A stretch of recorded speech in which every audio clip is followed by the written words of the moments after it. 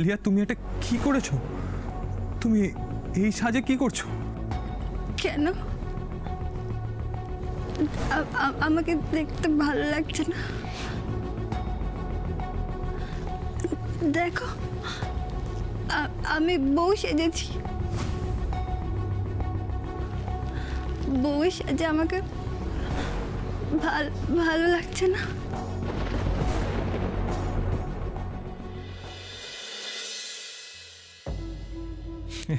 আসুন আসুন, দাঁত বের করে থাকতে থাকতে মাথা গরম হয়ে যাচ্ছে।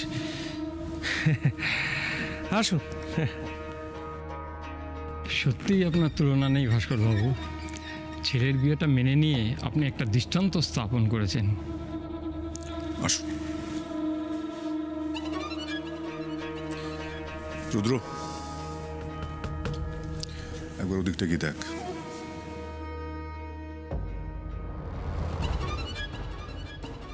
নমস্কার ভাস্কর বাবু, নমস্কার। আপনারা এখানে কি করছেন? এমন একটা স্মরণীয় দিন কি করে মিস করি বলুন তো ভাস্কর বাবু?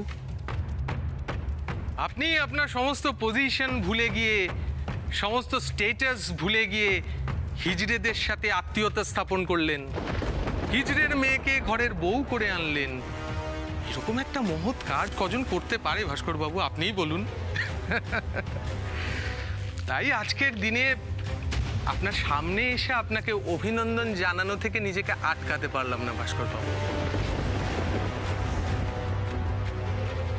ভাস্কর বাবু, আপনার মুখ দেখে মনে হচ্ছে আপনি আমার কথায় রেগে যাচ্ছেন। বিশ্বাস করুন ভাস্কর বাবু, আজকে কিন্তু কোনো রকম বাক বিতণ্ডা করার জন্য আমি এখানে আসিনি। এসেছি শুধুমাত্র আপনার প্রশংসা করব বলে। আরে মশাই, আপনি তো আমাদের পলিটিক্যাল বিদ্যাসাগর। হ্যাঁ, বিদ্যাসাগর বিধবা বিবাহ প্রচলন করার পর প্রথমে তার ছেলের সঙ্গে এক বিধবার বিবাহ দিয়ে দৃষ্টান্ত স্থাপন করেছিলেন। আর আপনি হলেন আজকের বিদ্যাসাগর, যে কিনা নিজের ছেলের সঙ্গে এক হিজড়ের মেয়ের বিবাহ দিয়ে এক দৃষ্টান্ত স্থাপন করলেন।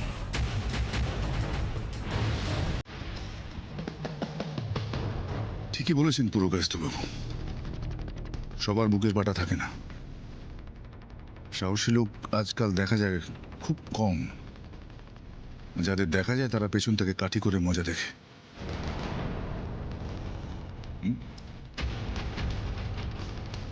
দেখুন, আমি আবার ওসবের মধ্যে নেই। যা কিছু ঘটে সবটাই সামনে থেকে সামলাতে আমি বিশ্বাস করি বেশি। সেই কারণেই আমি আজ এইখানে। আর আপনি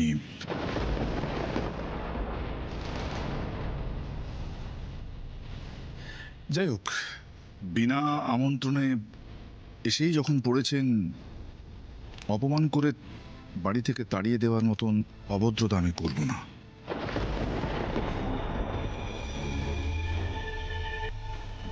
এমনি তো এই ধরনের পার্টিতে আসার ভাগ্য কজনের হয় বলুন? Enjoy the party. ভাস্কর বাবু,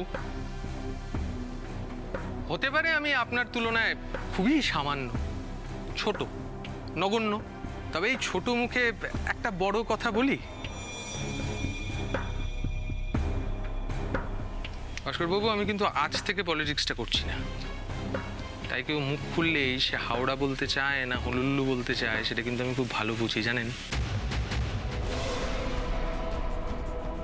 সামনেই ভোট, আপনি নিজের জায়গাটা ঠিক রাখতেই বিয়েটা মেনে নিয়েছেন, ব্রাদার, মেনে নিতে বাধ্য হয়েছেন।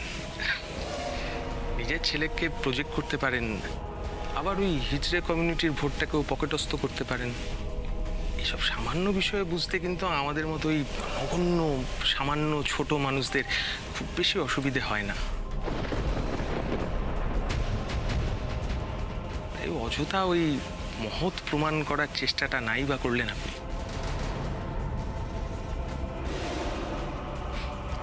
তবে ঠিক আছে, জানেন, মানে যা হচ্ছে বা যা হবে সব কিছু ভালোর জন্যই হবে। এই বলছি, আপনার বেয়ানকে দেখছি না তো, মানে উনি কি আজকে আসবেন না নাকি? এই পুরো কায়স্তর জিভটা আমি ছিঁড়ে দিতে পারলে শান্তি পেতাম।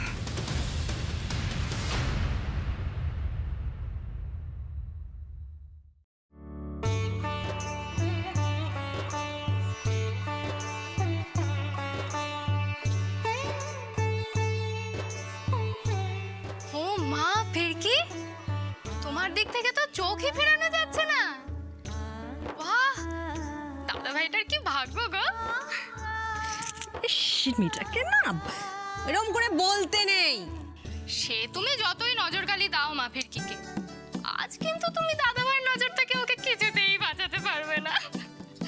আমি চাইও না যে আমার নীলাদ্রির চোখ ফিরকির উপর থেকে একটু সরুক। ছেলে আমার বৌমাকে চোখে হারাক, তবে না আমার শান্তি। কিন্তু মধুজা, নীলাদ্রি তো অনেকক্ষণ গেছে, এখনো তো ফিরলো না। ফিরল না মানে? কোথায় গেছে? এই মধুজা, দাদা ভাই কোথায় গেছে? আরে দাদা ভাই আলিয়াকে আনতে গেছে। মানে আলিয়া মন খারাপ করে চলে গেছিল, তাই ফিরকি বলেছে দাদা ভাই যেন গিয়ে ওকে নিয়ে আসে।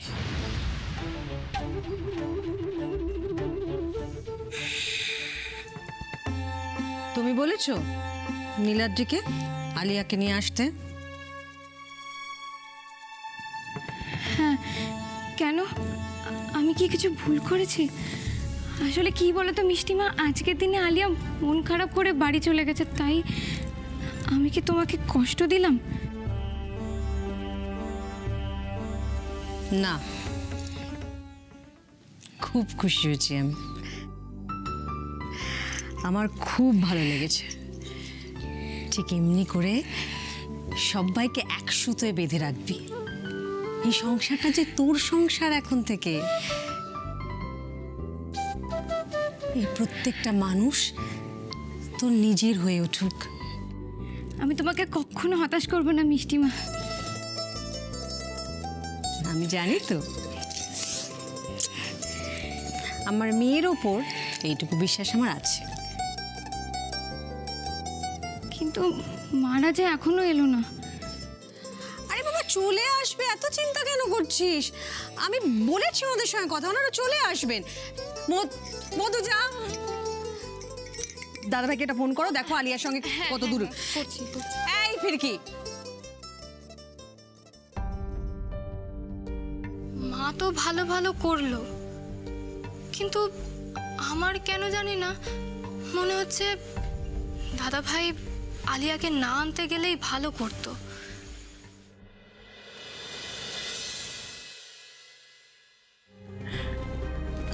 আমাকে ভালো লাগছে না নীলাদ্রি। তুমি আমাকে বিয়ে করলে আমাকেও ঠিক এমনই লাগতো। দেখো দেখো আমাকে আমাকে বউয়ের সাজে ভালো লাগছে না নীলাদ্রি। এইভাবে কথা বলছো কেন? তোমার কি মাথাটা খারাপ হয়ে গেছে? আর বাড়িতে কেউ নেই কেন? আঙ্কেল আন্টি কোথায় গেছেন? ওরা ফার্ম হাউসে গেছে। ছাড়ো না ওদের কথা। দেখো না আমাকে, বউয়ের সাজে ভালো লাগছে না আমাকে। আমাকে ফিরকির থেকে বেশি ভালো লাগছে তো। হোয়াটস রং উইথ ইউ? তুমি এইভাবে কেন কথা বলছো? তোমার কথাটা কেন জড়িয়ে যাচ্ছে? হ্যাঁ, কি খেয়েছো তুমি? বলো বলো।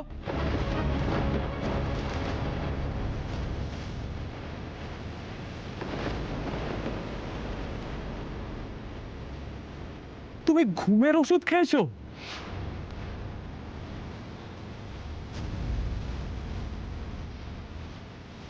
What are you doing, Alia? This is not done. You need a doctor, Alia. চলো এক্ষুনি আমি তোমাকে ডক্টরের কাছে নিয়ে যাই। চলো। আমি কোথাও যাবো না। কি বলছোটা কি? এনি কষ্ট তোমাকে ডক্টরের কাছে নিয়ে যেতে হবে। চলো। তুমি ফিরকিকে বিয়ে করে আনার পর থেকে আমি দুরাত ঘুমাতে পারিনি জানো। তাই আজ আমি একেবারে ঘুমাবো। পাগলামি বন্ধ করো আলিয়া। তুমি ডক্টরের কাছে যাবে না, রাইট? আমি ডক্টরকে ফোন করছি, ডক্টর এখানে আসবে। ওয়েট। তুমি এত নিষ্ঠুর কেন নীলাদ্রি? তুমি কি সত্যি বুঝতে পারছো না? আমার বুকটা কষ্টে ফেটে যাচ্ছে।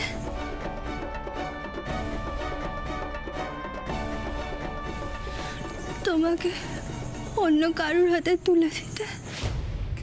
কিন্তু আলিয়া, তুমি তো নিজেই... হ্যাঁ, আমি মেনে নিয়েছি, কিন্তু আমার কাছে তো কোনো অপশনই ছিল না। তুমি আমার জায়গা থাকলে কি করতে নীলাদ্রি?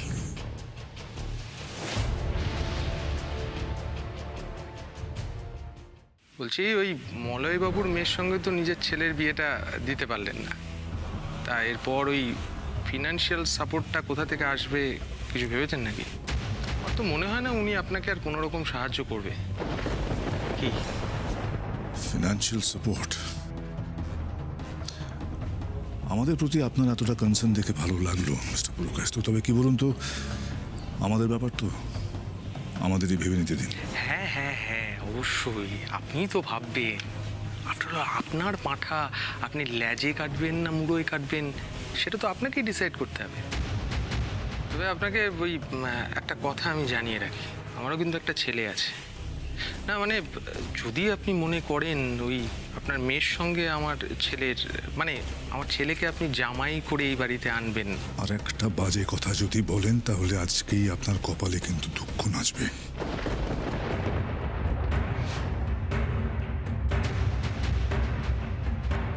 কি মনে হয় আমি আমার ছেলে মেয়েকে নিয়ে ব্যবসা করছি? করছেন না? তাহলে এটা কি করতে যাচ্ছিলেন? হ্যাঁ, আজ নেহাত বাড়িতে অনুষ্ঠান পুরকায়স্থ, তা না হলে আজই আমি... excuse me, what are you doing? কি করছো? দেখতে পাচ্ছ না জানোয়ারটা একটার পর একটা অপমান করেই চলেছে। আমি দেখতে পাচ্ছি, সব বুঝতে পারছি। আচ্ছা, হাতি কাদায় পড়লে তো চামচিকেও লাথি মারে, এটা স্বাভাবিক, কোয়াইট অবভিয়াস। সহ্য এখন করতে হবে, চুপচাপ মুখ বুঝে সবটা মেনে নাও প্লিজ। দেখো, মলয়দা এখন আমাদের সঙ্গে আছে কিনা উই রিয়েলি ডোন্ট নো। সেক্ষেত্রে he is a strong financer.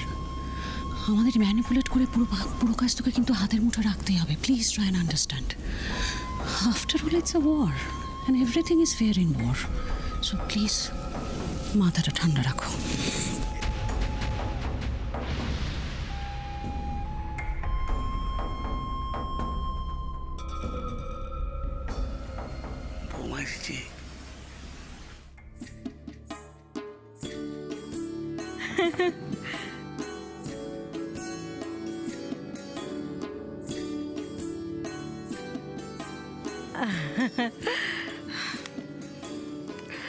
বাহ, খুব সুন্দর লাগছে।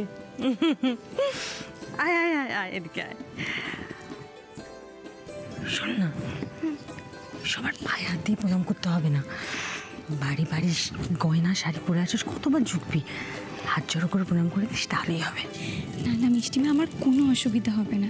আর পায়ে যদি হাত দিয়ে না প্রণাম করি তাহলে যেন আশীর্বাদটা কেমন অর্ধেক থেকে যায়। এই জন্যই আমার ফিরকিকে আমার এত ভালো লাগে। যে কোনো কঠিন জিনিসকে সহজ করে ফিরকি দেখতে পারে।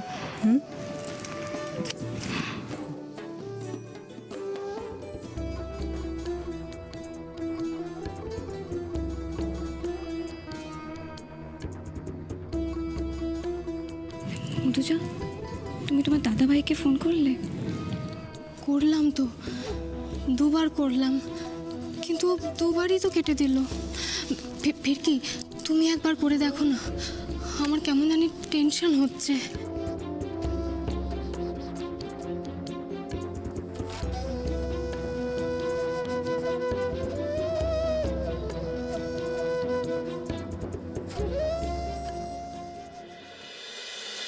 আমার নিজের মা চলে যাওয়ার পর ড্যাড ছাড়া আমাকে কেউ ভালোই বাসে না। Nobody loves me, nobody. যদি কেউ ভালোই না বাসে তাহলে তাহলে বেঁচে থেকে লাভ কি নীলাদ্রি? এটা তোমার মিসকনসেপশন আলিয়া। সুদীপা আন্টি তোমাকে খুব ভালোবাসে। হ্যাঁ, মিথ্যে কথা, সব মিথ্যে কথা। কেউ ভালোবাসে না আমাকে, কেউ না। ছোট থেকে আমি আমি তোমাকেই সব কিছু মেনে এসেছি নীলাদ্রি। মনে মনে সংসার করার স্বপ্ন দেখাচ্ছি তোমার সাথে। ভেবেছিলাম আমাদের একটা ছোট্ট বেবি হবে, তাকে নিয়ে আমরা সুখে থাকবো। কিন্তু আজ তোমার ফিরকির সাথে ফুল সজ্জা হচ্ছে Niladri. I can feel you Alia. আমি তোমার মনের অবস্থাটা বুঝতে পারছি, কিন্তু ভালোবাসা তো জোর করে হয় না। তুমি যতই না বলো, আমাকে এক্ষুনি তোমাকে ডক্টরের কাছে নিয়ে যেতেই হবে।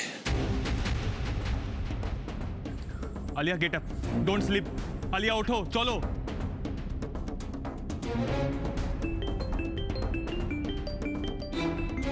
না নীলাদ্রি, এখন কারোর ফোন ধরবে না, কারোর না।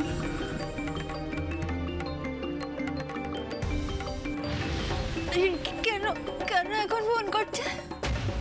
যখনই আমি তোমার সাথে থাকবো ফিরকিকে আমাদের মাঝে আসতেই হবে।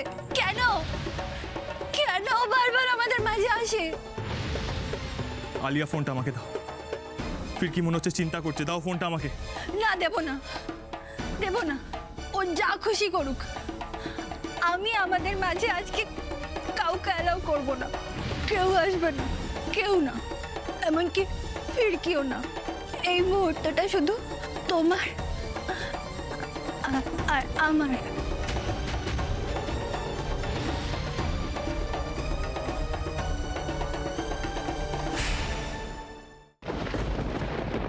নীলাদ্রি ফিরতে তো সময় লাগছে কেন? ফোনটা বারবার কেটে দিচ্ছে। ওদিকে সব ঠিক আছে তো? আসুন আসুন আসুন, আপনি দাঁড়িয়ে আছেন কেন? আসুন আসুন আসুন আসুন আসুন। ফিরকি, ফিরকি, এই যে দেখ আমাদের ফিরকি, বড় পিমুনির শাশুড়ি মা। থাক থাক, প্রণাম করতে হবে না। বৌমার কাছে তোমার অনেক কথা শুনেছি, শুনতে শুনতে আমার কান একেবারে ঝালাপালা হয়ে গেছে। তাই ভাবলাম একবার দেখেই আসি কেমন গুণনিধি বিয়ে করে আনলো নীলাদ্রি। বৌমা কোথায়? বৌমা, বৌমা, বৌমা, ও বৌমা, তোমার দাদার কি ভীমরতি হলো যে একটা হিজড়ের মেয়েকে ঘরের বউ করে আনলো? সবই কপাল মা, কি বলি বলুন তো। আপনারা কথা বলুন, আমি আসছি। হ্যাঁ, আমি তো আসছি ওদিক থেকে।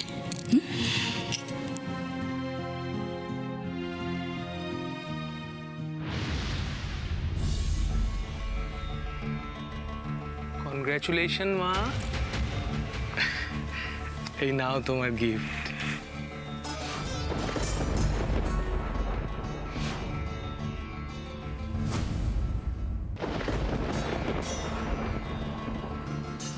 ওটা আপনি নিজের কাছেই রেখে দিন পুরকায়স্থবাবু। আজ এমনি তো আমি অনেক উপহার পেয়েছি, তাই ওটা আর নিতে পারবো না। আমার এই উপহারটা ফিরিয়ে দিলে মা? হ্যাঁ, এখন তুমি ফিরিয়ে দিতেই পারো, কারণ তুমি যে বড় উপহার পেয়েছো, তারপরে যে কোনো উপহারই তুমি উপেক্ষা করতে পারো। মানে মানে মানে তুমি যে স্টেটাসে বিলং করতে, সেখান থেকে এত বড় বাড়ির বউ হয়ে আসাটাই তো তোমার কাছে সবচেয়ে বড় উপহার ফিরকি, নয় কি? যাক, তাহলে শেষমেশ তুমি এই বাড়ির বউ হয়ে এলে। হ্যাঁ, এটা আমার স্বপ্ন কোনোদিনও ছিল না পুরকায়স্থবাবু, কারণ আমার স্বপ্ন অনেক বড়। অবশ্য সেটা আপনি বুঝতে পারবেন না, সেটা বোঝার মতো মেধা আপনার নেই। একদম ঠিক বলেছো ফিরকি। আমি হলাম কি ওই মাটো, মাথায় খাটো, তাকে বলে মাটো, বুদ্ধি কম। তবে হ্যাঁ, এইটুকু বুঝি যে তোমার অনেক বড় স্বপ্ন না থাকলে কিন্তু ওই ভাস্কর বাবুর সিনহারায় পদবিটা তোমার প্রয়োজন পড়তো না। কি বল? তবে এটা অবশ্য প্রথম ধাপ, এরপরে একটার পর একটা, একটার পর একটা। এই ধাপগুলো না পেরোলে তুমি তোমার স্বপ্নটাকে পূরণ করবে কি করে ফিরকি?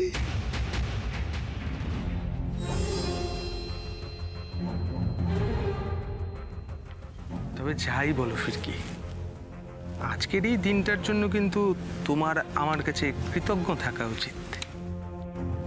মানে সেদিন মধ্যমগ্রামের ঘটনাটা যদি আমি না ঘটাতাম, তাহলে কি তুমি এই দিনটা দেখতে পেতে মা? হ্যাঁ বলো।